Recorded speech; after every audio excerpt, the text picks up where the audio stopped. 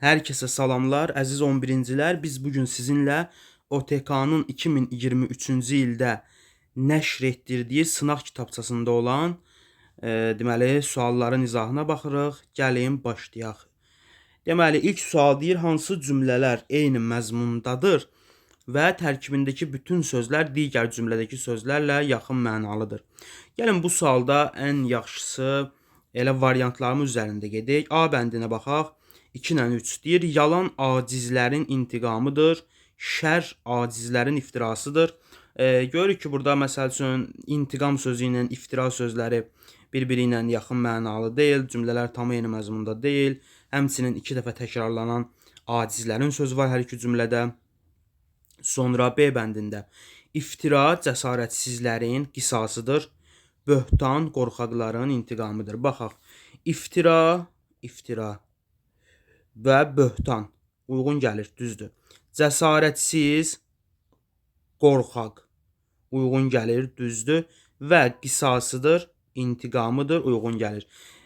Deməli, bu cümlələrimiz məzmun baxımından da fikir versək, eyni məzmundadır və cümlələrdəki sözlər də bir-birlərinə yaxın mənalıdır.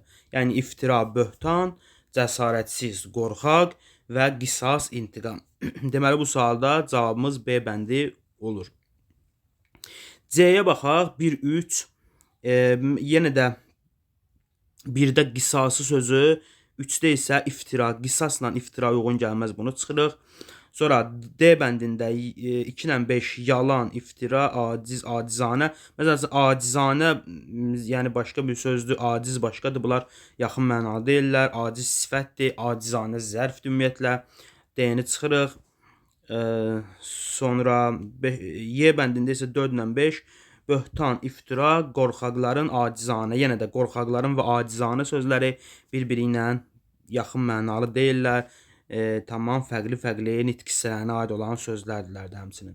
Birinci sualda cavabımız oldu B bəndi. Cümlələr eyni məzmunda idi və sözlər də bir-biri ilə yaxın mənalı idi. İndi isə keçirik ikinci sualımıza. Evin qiyməti ora gələnlərdən bilinər cümləsindəki hansı sözün morfoloji izahı ilə bağlı deməli fikir yoxdur. Baxırıq, əşyanın adını bildirir və yəlik haldadır. Əşyanın adını bildirirsə bu söz isim olmalıdır və həmçinin də yəlik halda olmasını da bizi üçün qeyd edir. Bu əlbəttə ki, uyğun gəlir. Baxın, deməli evin sözü həm əşyanın adını bildirir, yəni isimdir və yəlik haldadır. Deməli, biri aid fikir var, yəni biri çıxıraq. Sonra işarə əvəzliyidir, zərfi əvəz edib. Burada uşaqlar görürük ki, işarə əvəzliyi ümumiyyətlə yoxdur. Yəni qiyməti ora gələnlərdən bilinər, işarə əvəzliyi yoxdur. Yəni iki aid fikir ümumiyyətlə verilməyib. 3-də mücərrəd isimdir adlı haldadır. Söhbət qiymət sözündən gedir. Bəli, var. 2-ni də çıxıram. Sonra 2 nitq hissəsinin xüsusiyyətini daşıyır və qurulu istifadədir. 2 nitq hissəsinin xüsusiyyətini daşıyan sözlərdir ki, biz bilirik ki, bu sözlər deməli fe'lin təsriflənməyən formalardılar.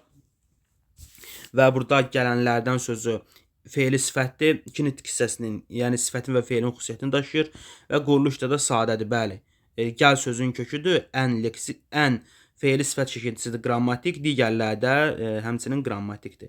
Yəni 4-də aid də fikir var, 4-ü də çıxırıq. Sonra şəxsi və zamana görə dəyişib, 3-cü şəxsin təkindədir. Bəli, zamana görə dəyişib, şəxsi görə dəyişir və 3-cü şəxsin təkindədir. Söhbət bilinər sözündən gedir. Yəni 5 ilə də bağlı fikir var, 3 ilə bağlı isə fikir yoxdur. Yəni 3-dəki sözümüz bizim yer zərfidir və burada verilənlərin arasında yer zərfinə aid heç bir fikir yox idi. Belə, cavabımız oldu 3, yəni C bəndi. Belə, biraz diqqət tələb eləyən suallar ola bilərlər, diqqətlə baxaq. Hansı cümlədəki fe'li birləşmədə tabeçsizlik əlaqəsi var? Yəni burada fe'li birləşmənin tərkibində, fe'li birləşmənin daxilində tabeçsizlik əlaqəsi olmalıdır. Baxaq. Tabeçsizlik əlaqəsi də biz bilirik ki, ya həmcins üzvlərin arasında olmalıdır, ya tabeçsiz mürəkkəb cümlənin tərəfləri arasında olmalıdır, ya da sadalama intonasiyası ilə sadalanan sözlərin arasında olur.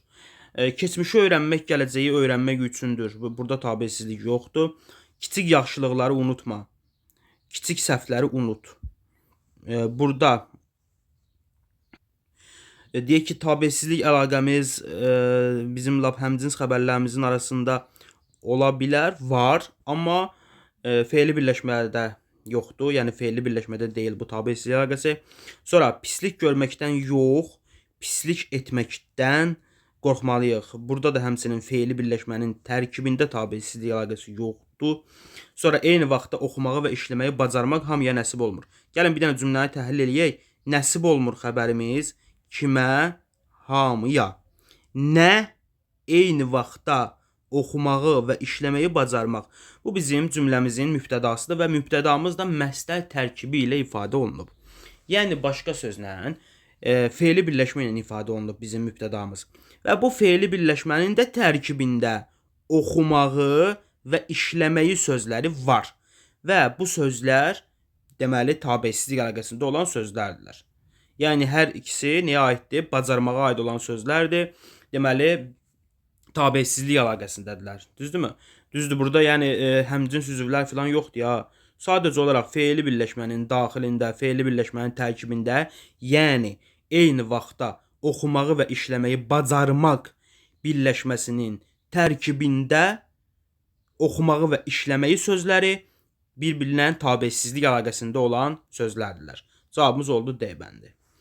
Y-yə də baxsaq, işləmək və istirahət etmək hər kəsin hüququdur. Hər kəsin hüququdur xəbərimiz nə istirahət etmək, nə işləmək. Burada tabesizlik əlaqəsi var, həmcins üzvlər var, amma fe'li birləşmənin tərkibində deyirlər. Yəni burada ümumiyyətlə fe'li birləşmə yoxdur. Belə. Çıxdıq bunu da. Keçirik növbəti suala. 4. Tünd qara hərflərlə verilmiş hansı ifadələr ikinci dərəcəli üzv olub? Sual tələb etmir. Həm ikinci dərəcəli üzv olmalıdır, həm də sual tələb eləməməlidir. İndi baxaq, vəfa olmadıqca dostluğun xeyri yoxdur. Burada bizim tünd qara hərflərlə verilmiş sözümüz görürük ki, yoxdur sözüdür. Amma bu əlbəttə ki, məlum məsələdir ki, cümləmizin yoldaşlar xəbəridir. İkinci dərəcəli üzv deyil axı. Ona görə biri çıxıram. Mənə lazımdır ikinci dərəcəli üzv olsun da. Düzdür? Sonra nəyi öyrənirsənsə mükəmməl öyrən. Hə. Bax, biz bilirik ki, sual əvəzlikləri heç bir suala cavab vermədən müstəqil cümlə üzvləri ola bilərlər. Yəni, bütün cümlə üzvləri ola bilərlər heç bir suala cavab vermədən sual əvəzlikləri. Hə, indi burada nəyi cümləmizin tamamlığıdır? Yəni, ikinci dərəcəli üzvümüzdür və əlbəttə ki, suala cavab vermir. Çünki sual əvəzliyi cümlədə sintaktik təhlil zamanı suala cavab vermir. Yadda saxlayırıq. Belə, ikini deməli götürürük. 2. Sonra sən nə qədər bilsən də hər şeyi bilə bilməlisən. Hə, burada da nə qədər bizim deməli zəfliyimizdir, kəmiyyət zəfliyimizdir. İkinci dərəcəli üzvdür və sual əvəzliyi ilə ifadə olunduğuna görə suala cavab vermir. Deməli cavabımız oldu. Burada 2, 3, 34-də bu da D bəndi eləyir. Lap gəlin digərlərinə baxaq.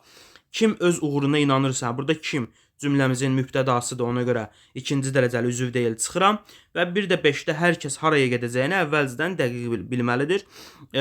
Tutaq ki, burada da haraya sözü ilk baxışdan biraz zəfliyə oxşasa da, fikir versək, cümləni düzgün sintaktik təhlil etsək, tərkibdə qalıb hər kəs haraya gedəcək, deməli haraya gedəcəyini bizim cümləmizin tamamlığıdır. Hər kəs mübtədadır. Hə, haraya gedəcəyini birlikdə tamamlığıdır.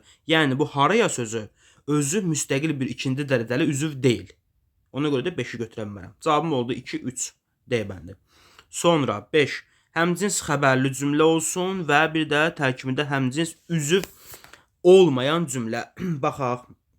Deməli, onlar nə qədər çalışdılar, cəhd etdilər, uğur qazana bilmədilər. Hə, bu həmcins xəbərli cümlədir. Bax, çalışdılar. Kim onlar? Cəhd etdilər. Kim onlar? Uğur qazana bilmədilər. Birlikdə xəbərdir. Hə, uğur qazana bilmədilər, kim onlar? Deməli, çalışdılar xəbərimiz də onlara aiddir. Cəhd etdilər xəbərimiz də onlara aiddir. Uğur qazana bilmədilər də onlara aiddir. Yəni hamısı eyni bir mübtədaya aiddir. Deməli, həmcins xəbərlərdirlər bunlar. A-nı qoyduq 1-ə.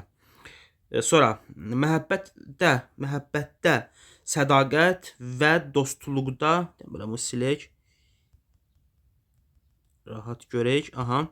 Deməli, A-nı yazmışdıq 1-ə. Məhəbbətdə sədaqət və dostluqda bərabərlik müqəddəs tutulmalıdır.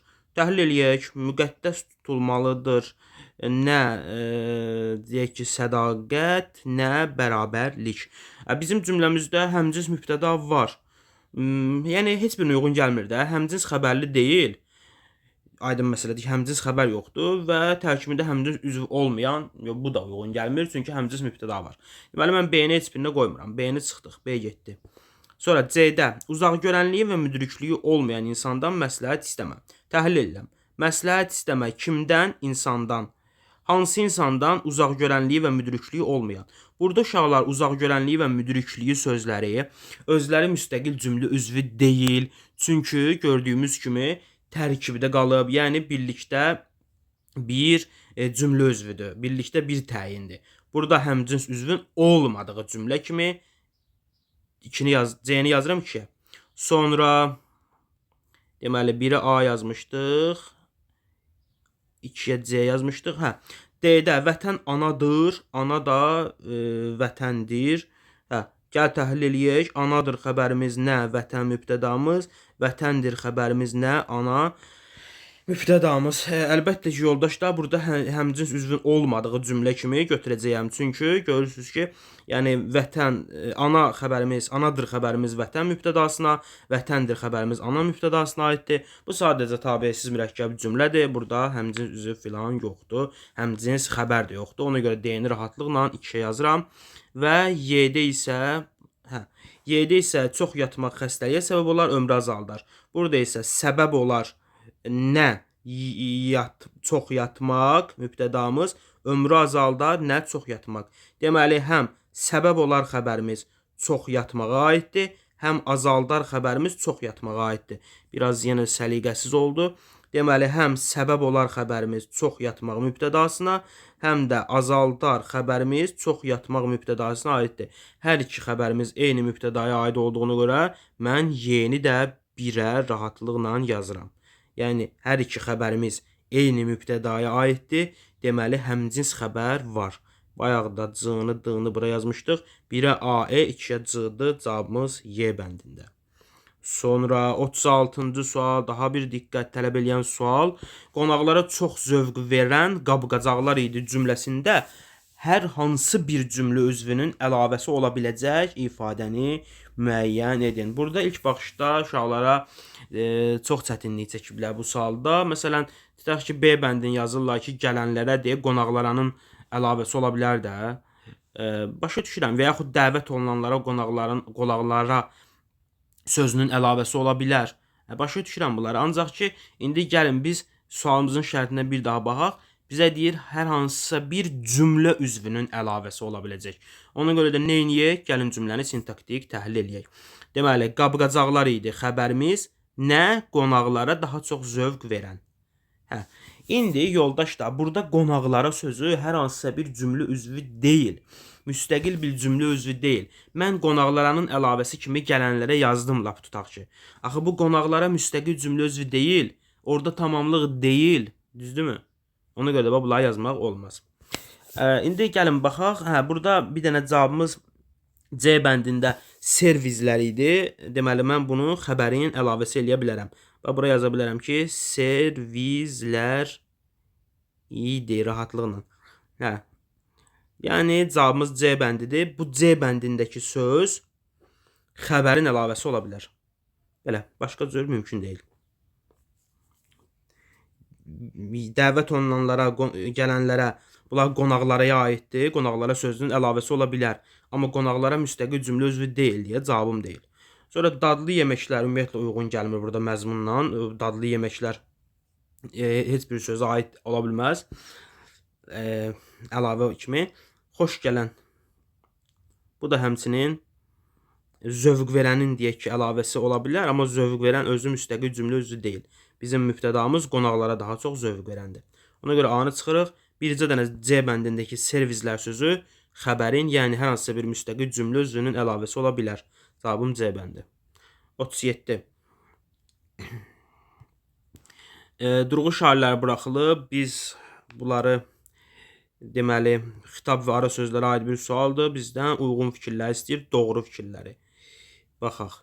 Və bizdən deməli, doğru fikirləri istəyirdi. Başlayaq. Ay günü ağ olmuş, deməli, mənə kömək etmək fikrin yoxdur. Bax, burada bizim ay günü ağ olmuş xitabdır. Düzdürmü? Xitab. Deməli isə ara sözümüz var. Sonra keçirik bu yana. Deməli, bəli, fazil qurbanlı. Baxın, qurbanlı fazil. Burada da qurbanlı fazil nədir? Bizim xitabımızdır. Bu xitabdır, bu da xitab idi. Deməli isə ara sözdür. A yazaq bura. Bəli, qurbanlı fazil yaşanmamış hər günün sabahı qaranlıq olar. Bəli, indi baxaq, qrammatik cəhətdən cümlə üzvləri ilə bağlı olmayan iki nümunə işlənib. Qrammatik cəhətdən cümlə üzvləri ilə bağlı olmayan ifadələr yalnız xitab və ara sözlərdir. İki nümunənin işləndiyində görürük ki, yalnız birinciyə aiddir də. A-nı qoyduq 1-ə. Digərində isə, yəni ikinci cümləmizdə isə bir dənə xitab işlənib. Ara söz yoxdur. Orada bəli ara söz filan deyildi. Yəni təbii ki, bəli ədatdır. Sonra xitab frazeoloji birləşmə ilə ifadə olunub. Ay günü ağ olmuş, bəli. Xitab frazeoloji birləşmə ilə ifadə olunub. B-ni də qoyuruq 1-ə. Xitab mürəkkəb adla ifadə olunub. Xitabın mürəkkəb adla ifadə olunduğu yalnız fazil qurbanlı. C-ni qoyduq 2-yə. Cümlədə 2 vergül işarəsindən istifadə edilməlidir. Bəli. Ay günü ağ olmuş. Bax, burada deməlinin hər iki tərəfində vergül qoymalıyıq. Birinci cümlədə fazil qurbanlının da həmçinin hər iki tərəfində. Bəli, fazil qurbanlı. Deməli, 2 durğu işarəsinin buraxılması, 2 vergül işarəsinin buraxılması hər iki cümləyə aiddir. D-ni yazdıq ortaya və cümlədə 2 xitabdan istifadə edib. Xeyr, heç bir cümlədə 2 xitab yoxdur.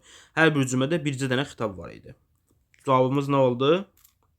1-ə A, B, 2-yə C, 3-ə D. A bəndində.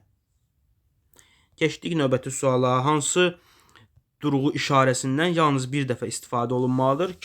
Kasaoğlu tez-tez ovu bərəsində vurmaq lazımdır deyirdi, yoxsa hər şey korlanar? Gəlin baxaq. Durğu işarələrini bərpa eləyək. Kasaoğlu tez-tez, burada qoşa nöqtə, sonra vasitəsiz nitqin başlayır mənim dırnağa açıram.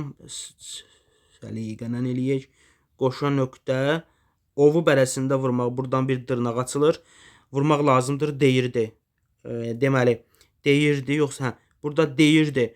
Vasitəsiz nitqin ortasında gələn, vasitəsiz nitqin içində gələn müəllif sözləridir. Dedi ifadəsi ilə ifadə olunur, dedi sözü ilə ifadə olunur. Əsasən indi burada deyirdidir, amma yenə də eyni qaydadır. Vasitəsiz nitqin ortasında gələn müəllif sözdür.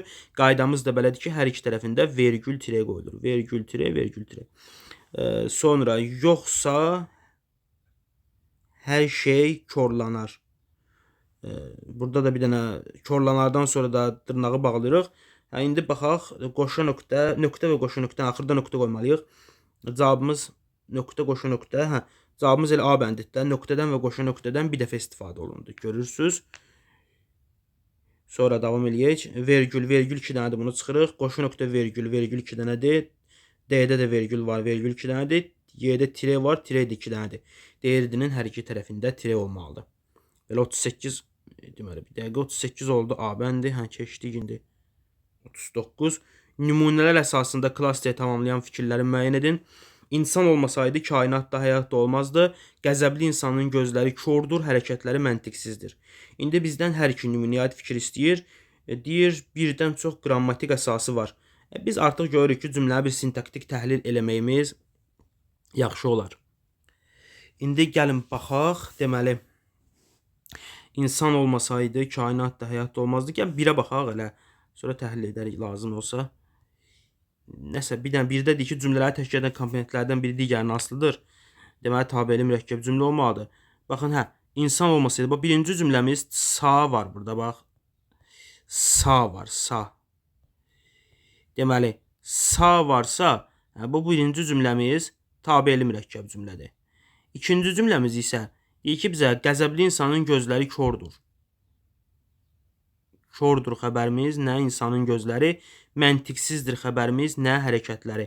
Bu isə artıq görürsünüz ki, tabesiz mürəkkəb cümlədir. Xəbərlər ayrı-ayrı mübtədalara aiddirlər. Bunun üçün də bir tabesiz yazırıq. İndi baxaq, deyir, cümlələri təşkil edən komponentlərin biri digərinin aslıdır. Bu hər iki cümləyə aid fikir deyil də. Tabesizdə biri digərinin aslı olmur, bərabər hüquqlu olurlar. Sonra deyir ki, tabesizlik əlaqəsindən istifadə olunub.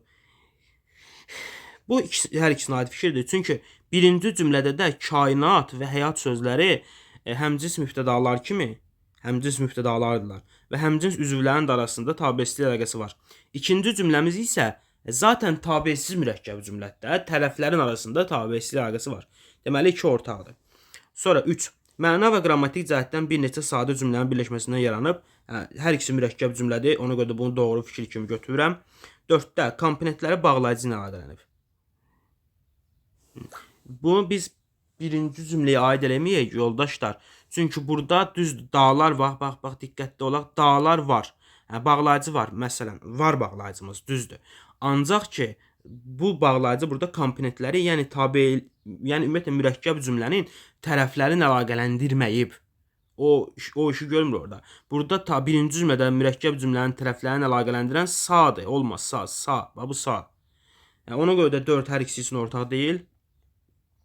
5-cidə götürə bilərik. Daha 5-ci deyirəm, daha doğrusu 2-ci cümlədə götürə bilərik. İsə bağlayıcısı, bəli. Burada tabelsiz mürəkkəb cümlənin tərəflərini bağlayıb. 5-də isə tərkib sıra müəyyən şəxsidir. Bəli, baxsaq görərik ki, mübtədalarımız var. Sonra 40-cı suala da baxırıq. Deməli, nümunə və aiddir. Bizdən səhv fikirlər istəyir. Deməli, uyğunsuzluğu istəyir. Nümunə hər insan bir dünyadır. Nəqli cümləyə, şəxsi cümləyə. Bax, nəqli cümləyə aiddir. Nəqli cümlədə bunu üstə gəlin qoyaq. Şəxsi cümləyə, yox, şəxsi cümlə deyil, mübtədası var. Buna aid deyil. Mükafat ummadan həqiqəti bərpa et. Əmr cümləsidir, bəli. Xəbəri feilin əmri şəklindədir. Amma müəyyən şəxsi cümlə deyil, xeyr, ümumi şəxsi cümlədir, fikir hamıya aiddir. Necə işləməyi bacarmayanlar tez yorulurlar. Sual cümləsi deyil. Sual cümləsi olsaydı sual işarəsi qoyardıq. Və qeyri-müəyyən şəxsi cümləyə, xeyr, qeyri-müəyyən şəxsi cümləyə də aid deyil. Çünki necə işləməyi bacarmayanlar mübtədamızdır bizim. Mübtədamız varsa bu müəyyən şəxsi cümlədir. Deməli bizdən nə istədi uşaqlar? Səhvləri. Səhvlərimiz də oldu 2, 4, 5, 6 Y bəndində. Belə, indi isə keçirik mətnlərə. Deməli, ilk mətnimiz dəyişən qərar. Maraqlı, diqqət tələb edən bir mətindir. Baxaq. Varlı Hollandiyalı tacir yemək üçün gəldiyi yeməkxanada aşpaza 12 dənə yumurta pişirməyi sifariş eləyir. Yumurtaları təzəcə yeməyə başlayanda içəri girən biri əyilib onun qulağına nə isə pıçıldayır. Tacir tez yerindən qalxır. Yumurtaların pulunu ödəmədən çıxıb gedir. Aradan 10 il keçir. Bir gün Hollandiyalının yolu yenə həmin yeməkxanadan düşür. İçəri girər-girməz yeməkxana sahibinə "Məni xatırladınmı? Sahibkar olduğunuz yeməkxanada 12 dənə yumurta sifariş eləmişdim." "Əlbəttə xatırlayıram. Yumurtalardan borclu olduğunuz məbləğ hesabınıza yazılıb. Məncə borcu ödəmək sizə çətin olar." Hollandiyalı gülərək 12 yumurtanın haqqını ödəyəcək qədər pulum var. Bəlli olmaz, çünki siz buradan tez tələsik yola düşən kimi mən şikayət elədim. Haqqınızda iş qaldırdılar, sabah hakimin yanına gedərik. Tacir fikirləşir ki 12 yumurta nədir, pulu da nə ola. Neysə, ertəsi gün hakimin yanına gedirlər. Yeməkxana sahibi hakimə 12 yumurtadan 12 cüzə çıxacağını, sonra bu cüzələrin böyüyüb yumurta çıxaracaqlarını, onların da çoxlu cüzə əmələ getirəcəyini, beləcə keçən 10 il ərzində xeyli gəlir əldə etmiş olacağını söyləyir. Müştərisinin onu xeyli zərərə saldığını, bunun əvəzini verməli olduğunu iddia edir. Hakim yeməkxana sahibinin dediklərini təsdiqləyəndə tacir görür ki, məsələ ciddidir. Çünki bu qədər borcu ödəyə bilməzdi. Pərişan halda məhkəmədən çıxır, küçədə qanıqara gəzib dolaşarkən birdən bir adam tacirə "Xeyir olsun, yaman fikirli görünürsünüz" deyir. Hollandiyalı tacir başına gələnləri ona danışır. Həmin adam "Sizə belə köməklik eləyərəm. Hakimin yanına gedin, özünüzə vəkil tutduğunuzu söyləyin, xahiş eləyin ki, məhkəmədə işinizə yenidən baxılsın." Nə edəcəyini bilməyən tacir "Mənə köməyiniz dəysə, sizə 100 qızıl verəcəyəm" deyir. Sonra hakimin yanına gələrək onun işinə yenidən baxılmasını xahiş eləyir. Xahişi qəbul olunur. Məhkəmə günü Hollandiyalının vəkili gec gəlir, hakim niyə gec gəldiyini soruşur. Vəkil cavab verir: "Lobya bişirirdim." Hakim mənasız cavabdan hiddətlənir. "Nə eləyəcəkdim bişmiş lobyaları?" Bostanda əkəcəkdim möhtərəm hakim. Hakim biraz da hiddətlənir. Bişmiş lobya düzələrmi? Doğru deyirsiniz. Eyni ilə bişmiş yumurtadan da düzə çıxmaz. Fikirləşin, ədalətli qərar çıxarın. Tacir yeməkxanaya 12 dənə bişmiş yumurtanın pulunu borcludur. Ancaq həmin yumurtaların pulu ödənməlidir. Hakim səhvini başa düşür və qərarını dəyişdirir. Tacir isə 12 dənə bişmiş yumurtanın haqqını ödəyir, sonra borcunu ödəmək üçün vəkilini axtarır. Ancaq onu tapa bilmir. Suallarımıza baxaq. Deməli, tacir və sahibkar. Tacir və sahibkar obrazları ilə bağlı Venn diaqramı sualıdır. Bizdən uyğunluğu istəyir. Unutqan deyil. Tacir, sahibkar.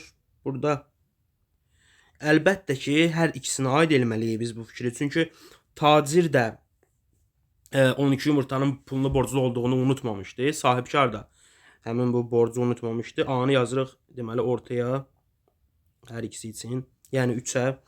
Sonra B-də tələbi təmin edilmir. Sahibkarın tələbi təmin edilmir sonda. Çünki o bütün 12 yumurtadan artıq pul istəyirdi. Bu tələb təmin edilmir. B-ni qoyuruq 2-yə. C-də əsaslandırma bacarığına malikdir. Əsaslandırma bacarığına malikdir. Bu iki fikirdən biz sahibkara aid eləməliyik onu. Çünki yəni fikrini əsaslandırır ki, yumurtaların 12 bişmiş yumurtadan daha artıq pul almağa hakimi birinci inandırır. Sonra D-da borcunu ödəməyə fürsət tapa bilmir. Bu tacirin ən axırda görürük ki, biz görürük ki, vəkilə olan o demişdi 100 qızıl verəcəm sənə. Onu ödəmək istəyən ancaq vəkili tapa bilmir və Y-yə baxaq. Eyni adamla ən azı 2 dəfə görüşür. Bu deməli tacir sahibkarla ən azı 2 dəfə görüşür. Elə sahibkar da tacirlə ən azı 2 dəfə görüşürlər. 10 illik fərqlə. Bu da ortaq. Yoldaşlar 1-ə D, 2-yə B, C, 3-ə A, E. Oldu cavabımız D bəndində. Daha sonra 2. Mətninə əsasən fikri hansı nümunələrlə tamamlamaq olar? Deməli, hakim əvvəl işi sahibkarın xeyrinə həll etmək istəyirdi. Çünki mətndən də görürük ki, hakim işi əvvəlcə sahibkarın xeyrinə həll etmək istəyirdi.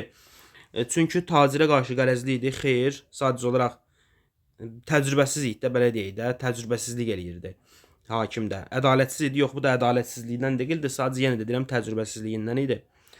Sonra sahibkar onu öz iddiasının doğruluğuna inandırmışdı. 3-ü götürdü. Yetəri qədər səriştəsizlik, təcrübəsizlik nümayiş etdirirdi. Cavabımız 3-4 C bəndi.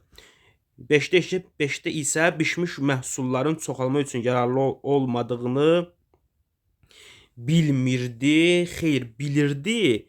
Sadəcə olaraq orada onun ağlına gəlməmişdi də, belə deyək o. Və həmçinin də bişmiş lobyalardan əsəbləşir ki, bəs necə olur ki, necə yəni sən bişmiş lobyanı əkəcəksən, ondan nəsə çıxacaqmı? Yəni vəkilə əsəbləşir, düzdürmü? Yəni deməli bişmiş məhsulların çoxalma üçün yararlı olmadığını bilir. 5 səhvdir. Belə bir maraqlı sual. Sonra 43. Həm əsas, həm də nəticə hissədə olsun. Həm əsas, həm də nəticə hissədə danışılır uşaqlar. Deməli borcdan danışılırdı, bəli. Nəticədə də borcdan danışılır. Borcunu ödəmək istəyir. Məsələn, 12 yumurtanın borcunu ödəyir. Tacir daha sonra vəkili olan borcunu ödəmək istəyir, amma tapa bilmir onu. Nəsə borc var. Təbii ki, əsas hissədə də borc var. Sonra yeməkxana sahibindən sonda danışılmırdı. Daha sonra məhkəmədəki qarşıdurmadan, xeyr, məhkəmədəki qarşıdurma da artıq nəticə hissədə deyil, əsasdadır. Vəkildən hər ikisində danışılır. Tacirdən də hər ikisində var. Cavabımız 1, 4, 5. Nəticə hissədə də var, əsas hissədə də 1, 4, 5 var. Sonra mətnimiz hansı üslubdadır və onu müəyyənləşdirməliyik, ona aid fikirləri. Asan sualdır, üslubla bağlı sual. Əlbəttə ki, mətnimiz bədii üslubdadır. Biz biri çıxırıq. Bax, biri çıxırıqsa bu 2 dənə variantımız getdi. İndi bədii üsluba aid olan bir fikir də doğru fikir kimi götürməliyik. Deməli, fərziyyə əsaslanır. Deməli, obrazlı ifadə tərzindədir. Əlbəttə ki, Y-ni götürək obrazlı ifadə tərzindədir. Fərziyyələrə əsaslanır. Müəyyən qədər bu bədii üslubun Mətn üslubuna ona uyğun fikri. Yox, uyğun gəlməz. Hə, nəysə, bədii üslubdadır. Bədii üsluba da ən uyğun obrazlı ifadələrdir də. Ona görə də A-nı götürürük doğru cavab kimi. 5-də mətndə üzərində rəqəm yazılmış hansı sözü nöqtələrin yerinə əlavə etmək olar? Həssasdır, xeyirxahdır. Hə, burada yəqin ki, hər hansı obrazların üstündə yazdı bu. Aşpaz, sahibkar görürük. Sonra tacir görürük. Hər halda vəkil və hakim olar. Digər obrazlar da onlardır. Bəli, hakim və vəkil. İndi yenidən sualımıza qayıtsaq. Həssasdır, xeyirxahdır. Xeyirxah. Vəkil oradaydı. 5-də vəkil aid eləyikdə bunu uşaqlar. Əlbəttə ki, həssasdır. Çünki o pis vəziyyətdə olan insana qarşı laqeyd münasibət göstərə bilmir. Və xeyirxah da, yəni yaxşılıq eləyirdi ona. 5. O da B bəndində. Burada da cavabımız B bəndi. Keçirik indi bu mətnlə bağlı açıq suallara yoldaşlar. Yanlış fikirlə müəyyən edirik. Deməli, hakim yüksək peşəkarlıq səriştəsinə malikdir. Elə əlbəttə ki, bu yanlış fikirdir. Hakim yüksək peşəkarlıq səriştəsinə malik deyildi. Yəni bunu götürürük. Bir dəqiqə. Hə, biri götürürük. İndi 2-yə baxaq. Tacir vəziyyətdən ustalıqla çıxır. Vəkil peşəkar iş görür. Vəkilin peşəkar iş gördüyü doğrudur. 2 isə tacir vəziyyətdən ustalıqla çıxır. Bu da səhvdir, təbii ki, ustalıqla çıxmır. İndi gəlin fikirlərimizi əsaslandıraq və OTK-nın verdiyi cavablara baxaq. Deməli, hakim yüksək peşəkarlıq səriştəsinə malikdir. Bu fikir səhvdir, çünki hakim vəkilin əsaslandırılmış fikri ilə qərarını dəyişir. Yəni, vəkilin fikrindən sonra öz qərarını dəyişir. Tacir onu əvvəlcə belə deyək də aldada bilir. Düzdürmü? Yəni, peşəkarlıq nümayiş etdirmir. 2-də isə deyir, tacir vəziyyətdən ustalıqla çıxır. Xeyr, tacir vəziyyətdən əlbəttə ki, ustalıqla çıxmır uşaqlar. Çünki tacir özü nəsə eləyirmi orada? Xeyr, çıxılmaz vəziyyətdə qalır. Çünki tacir özü vəziyyətdən ustalıqla çıxa bilmir. O, vəkilin köməyi ilə vəziyyətdən ustalıqla çıxır. Baxın, verilən cavabda tacir vəziyyətdən vəkilin köməyi ilə çıxır. 3 isə doğru fikirdir. Vəkil peşəkar iş görür, ona görə də bunu götürmürük. 47. Deyir ki, Belinskinin ədalətin təntənəsi naminə fikirləş, əlindən gələni əsirgəmə. Fikrini mətnlə əlaqələndirik. Biz əlbəttə ki, bu fikri vəkil obrazına aid edə bilərik. Əlindən gələni əsirgəmə. Yəni, ədalətin təntənəsi naminə fikirləşən, əlindən gələni əsirgəməyən kimdir? Təbii ki, vəkildir. Vəkil obrazına əlaqələndiririk. Belə yazaq ki, verilmiş deyimi mətnlə əlaqələndirərək vəkil obrazına aid etmək olar. Vəkil tacirin köməyə ehtiyacı olduğunu başa düşür, ona vəziyyətdən çıxmağa kömək edir. Belə. Sonra 48. Mətnə əsasən cədvəli tamamlayın. Əvvəlində üçbucaq şahisi qoyulmuş sözün həqiqi yaxud məcazi mənada olduğunu və əvvəlində dördbucaq şahisi qoyulmuş cümlədə. Yəni, əvvəlcə birinci hissəsini əldə eləyək bunun. Əvvəlində üçbucaq şahisi qoyulmuş sözün həqiqi yaxud məcazi mənada olduğunu müəyyənləşdirməliyik. Tapaq əvvəlcə. Hansıydı o əvvəlində üçbucaq qoyulmuş? Yazılıb. Deyir ki, bu məbləğ sizin hesabınıza yazılıb. Həqiqətən də yazıblar bunu. Bu, deməli, yoldaşlar, həqiqi mənadadır əlbəttə ki. Və yazırıq bura həqiqi. İndi, həmin sözü fərqli mənada, yəni həqiqilik, məcazilik baxımından fərqli mənada işlədək. Məsəl üçün, yazılmaq sözünü taleyinə yazılıb, alınına yazılıb və s. Bu mənalarda biz məcazi mənada işlədə bilərik. Taleyinə yazılıb. İndi keçək ikinci tərəfə. 3 ilə 4-ə deyir ki, əvvəlində dördbucaq şahisi qoyulmuş cümlədə məcazi mənalı ifadəni müəyyən edirik. Gəlin, əvvəlində dördbucaq şahisi qoyulmuş cümləmizi tapaq. Deyir, çünki siz buradan tez tələsik yola düşən kimi mən şikayət elədim. Burada da əlbəttə ki, məcazi məna haradaydı? Yola düşmək. Deməli, bir dəqiqə. Nəsə, yola düşən. İndi yazırıq onu da burada yoldaşlar. Deməli, yola düşən yazırıq bura. Yəni, burada məcazi mənada işlənən ifadəmiz yola düşən, digər tərəfdə nə deyir? Həmin ifadəni əvəz edə bilən başqa məcazi mənalı ifadə. Yenə də məsəl üçün yazırıq yola çıxmaq. Bu da həmin ifadəni əvəz eləyə bilən başqa məcazi mənalı ifadədə yola çıxmaq. Belə 49 məsləhətli dongen olaraq atalar sözü hansı atalar sözü əsasında sualları cavablandırın. Hansı obrazların dialoqlarının məzmunundan çıxan fikirdir? Məsləhət görmək söhbəti. Əlbəttə ki, biz bunu deməli tacir və vəkil obrazlarına aid edirik. Bunların dialoqundan çıxır və mətnin hansı tərkib hissəsi ilə bağlıdır. Əlbəttə ki, əsas hissədə biz bunların danışıqlarını görürük.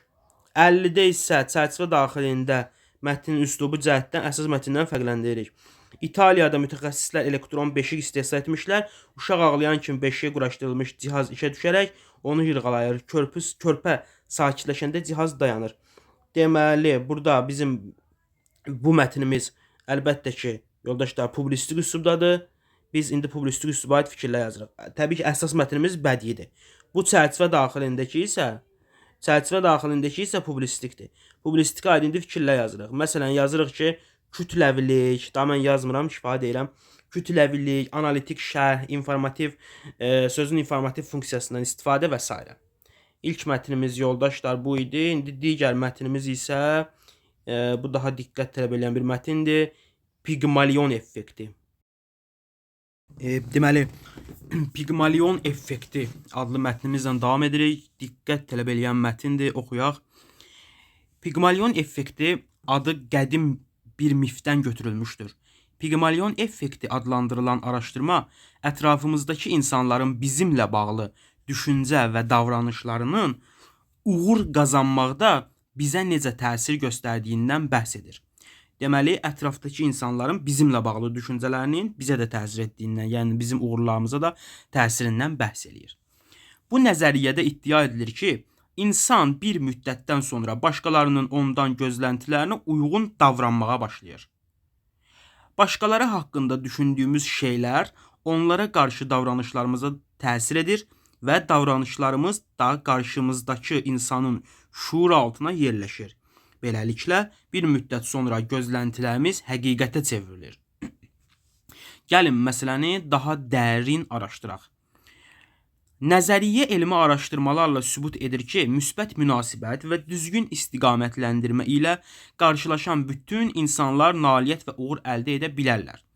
Kaliforniya Universitetinin psixoloqu Robert Rosenthal Sinifdə Pigmalion adlı kitabında ünsiyyətin gücü ilə bağlı maraqlı təcrübələrdən danışır. Həmin təcrübələrdən birinin detalları belədir. Rosenthal əvvəlcə ibtidai sinif şagirdləri arasında IQ testi edir. Sonra isə bu uşaqlar arasından təsadüfi seçdiyi şagirdlərin adlarını onların müəllimlərinə verərək həmin şagirdlərin digər şagirdlərə nisbətən daha yüksək potensiala və istedada sahib olduğunu bildirir. Həqiqətdə isə onların digər şagirdlərdən bir fərqi yox idi və təsadüfi seçilmişdilər. Bir ildən sonra aparılan zəka testlərində Rosenthal'ın dediyi həmin yüksək potensiala sahib şagirdlər həqiqətən də yüksək akademik nəticə göstərirlər və hətta IQ göstəriciləri də artır. Digər şagirdlərdə isə nəzərə çarpan bir dəyişiklik baş vermədi. Rosenthal bunun səbəbini belə izah edirdi. Müəllimlər yüksək potensiallı şagirdlərlə, amma təbii ki, bu yüksək potensiallı şagirdlər burada da dırnaq içərisində verilib. Yəni, heç də digər şagirdlərdən fərqlənmirdilər. Onlar xüsusi yüksək potensiallı deyildilər. Sadəcə olaraq təsadüfən seçilmişdilər və müəllimlərinə belə təqdim olunmuşdular ki, bunlar daha yüksək potensiallı şagirddirlər. Müəllimlər yüksək potensiallı şagirdlərlə daha çox maraqlanmış, onlara öz təəssüratlarını sözlər, mimika və bədən dili ilə hiss etdirmişdilər. Beləcə, müəllimlərin şagirdlərə qarşı müsbət gözləntisi onların şuuruna təsir etmiş, motivasiyalarını, qavrama qabiliyyətlərini yüksəltmiş, beləliklə nailiyyət nöqtələr olmuşdur. Təcrübədən də göründüyü kimi, Pigmalion effekti insanların bacarıqları barədə müsbət gözləntilərin yüksək nəticə yaratdığı fikrinə əsaslanır. Pigmalion effektinin əksi isə Golem effekti adlanır. Müəllimlərin şagirdləri ilə bağlı mənfi fikirləri onlarda özünə inam hissini məhv edir. Pigmalion effekti ilə bağlı araşdırmalar sübut edir ki, o təkcə müəllim-şagird münasibətlərində deyil, idarə etmədə, valideyn-uşaq münasibətlərində də olduqca təsirlidir. Bütün bunlara görə bir-birimizlə münasibətlərimizə xüsusi diqqət yetirməliyik. Unutmayaq ki, indi baxaq suallarımıza. Mətnin 5-ci abzasında nöqtələrin yerinə hansı söz artırılsa, deməli cümlə məzmuna uyğun tamamlanar. Gəlin baxaq. Bax 5-ci abzasımız.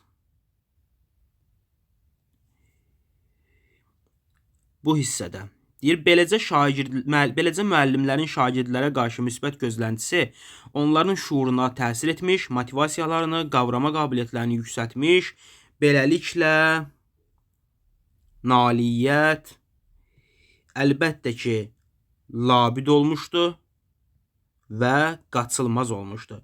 Əvəz olunmaz uyğun gəlmir, təsadüfi heç uyğun gəlmir, gözlənilməz də təbii ki heç uyğun gəlməz. Yəni müəllimlər mətnindən də göründüyü kimi şagirdlərdən onların daha yüksək potensiallı olduqlarını düşündükləri üçün onlara daha xüsusi diqqət ayırıblar. Onlardan gözləntiləri daha yüksək nəticələr olub və bu da bir növ şagirdlərə sirayət eləyib ki, şagirdlər də daha yüksək nəticələr əldə edə biliblər. Cavabımız D bəndində. 52. Mətnin tərkib hissələri ilə bağlı düzgün fikirləri istəyir bizdən. Giriş hissəsindəki fikirlər mətnin nəticəsində təkrarlanır. Yox, təbii ki, belə bir şey yox idi. Yəni fikirlərin təkrarlanması yoxdur. Biri rahat bir fikirdir, biri çıxırıq. Əsas hissə 5 abzasdan ibarətdir. Gəlin yoldaşlar sayaq bir dənə. Baxın, ümumi 8 abzas var.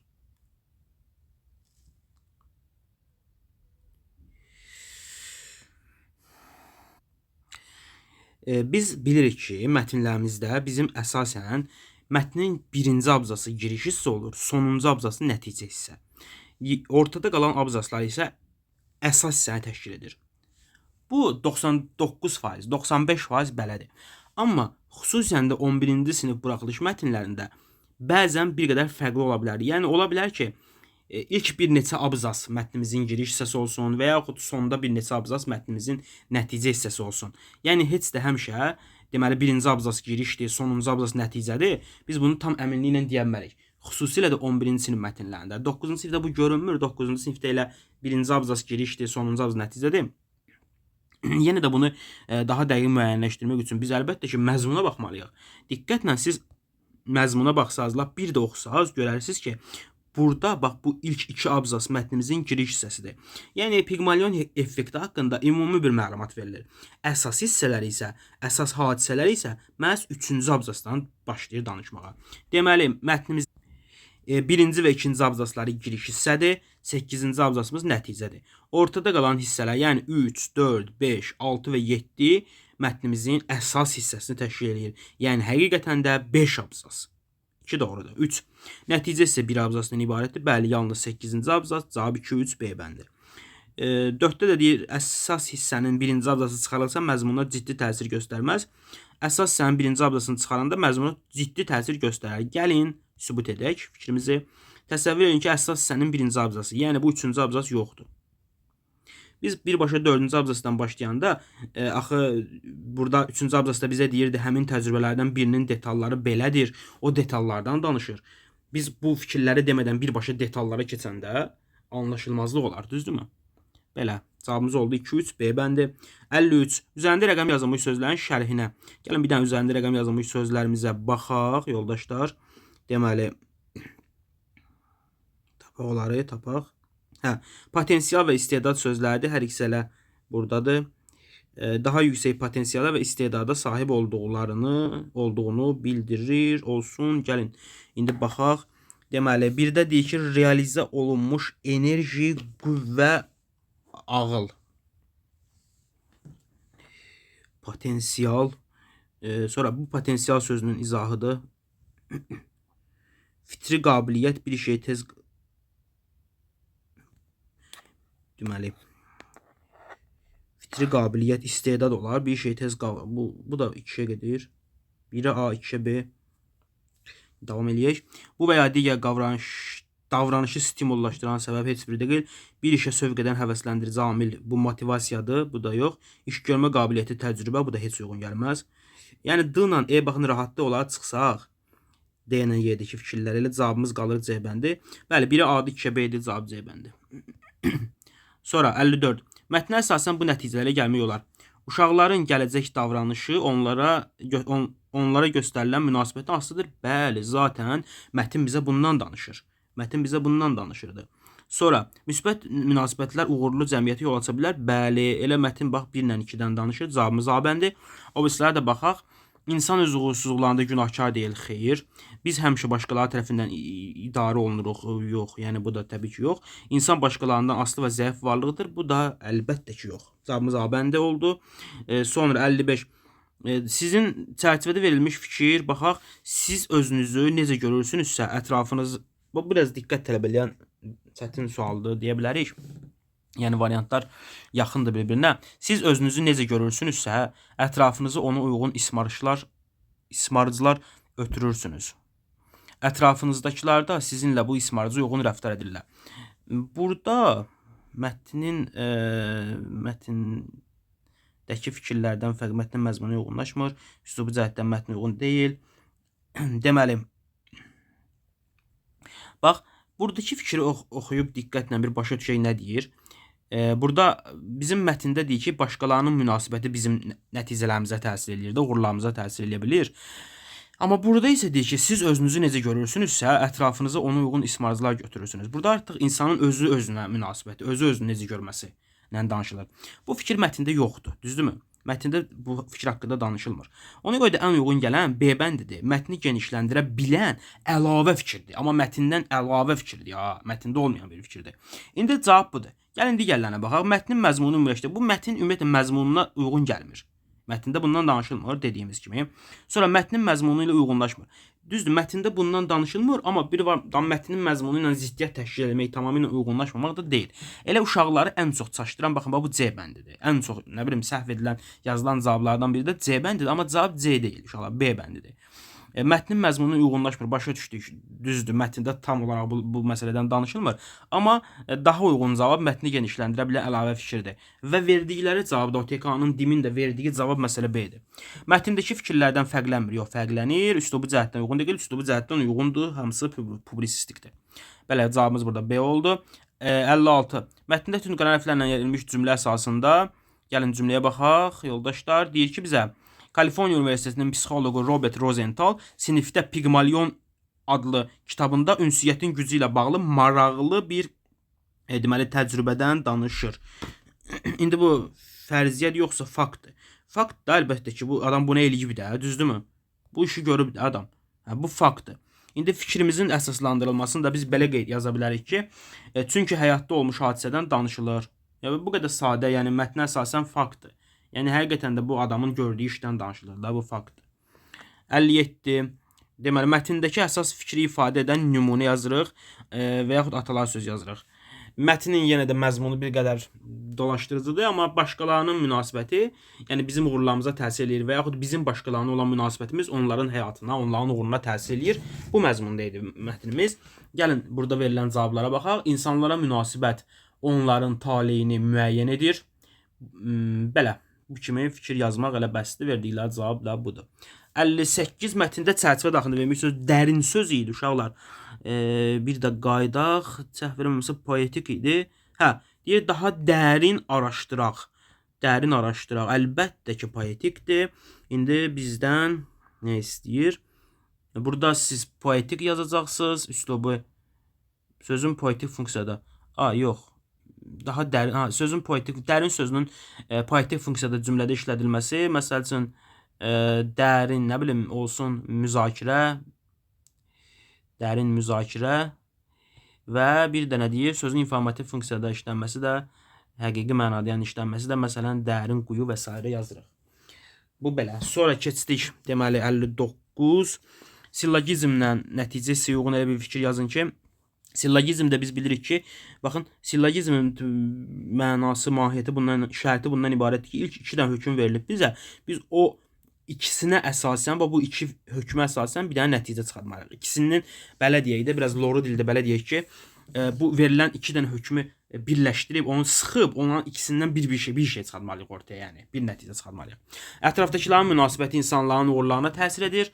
Uğurlar insanın taleyinə müəyyən edir. Baxın, buradan belə bir şey çıxarda bilərik ki, insanlara münasibət məhz onların taleyini müəyyən edir. Çünki bax deyir ki, bizə ətrafdakıların münasibəti insanların uğuruna təsir edir. Uğur da insanın taleyinə. Deməli, ətrafdakıların münasibəti elə insanın taleyini müəyyən edir. Bu fikri yazırıq nəticə hissəyə. Diqqət tələb edən suallardır deyə bilərik.